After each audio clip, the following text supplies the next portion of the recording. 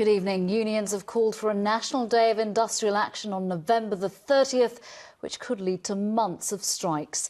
Around 2 million public sector workers will be balloted in their fight with the government over changes to their pensions. The coalition insists the reforms are needed, but the threat of the biggest strike in a generation comes on the same day unemployment hits a 2-year high. More on that in just a moment. First, our political correspondent Lucy Manning reports on the growing threat of industrial unrest. We are now balloting for industrial action. We are giving notice of our intention to ballot for industrial action. We are ready to ballot for industrial action.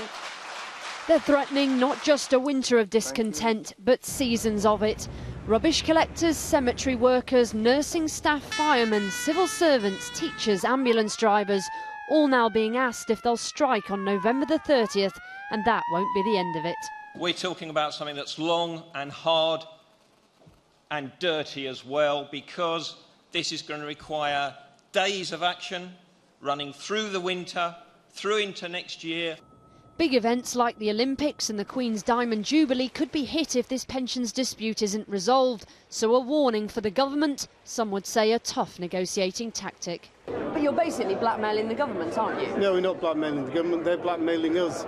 We've had nine months of talks and yet they've conceded nothing. Well, the unions have been warned that striking would be a mistake. They don't seem to think so. It is a much more popular message here, and it will cause some serious trouble for the government if they do.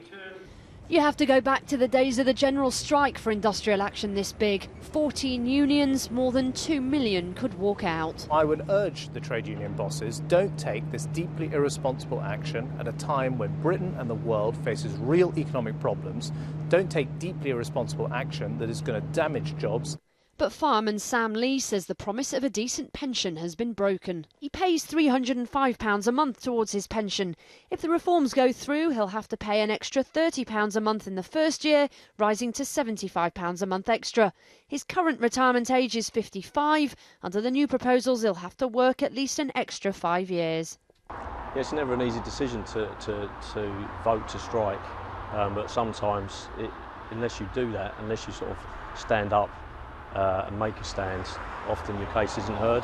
But not everyone, like private sector workers who have lost jobs and good pensions, will sympathise. Lucy Manning, ITV News, Westminster.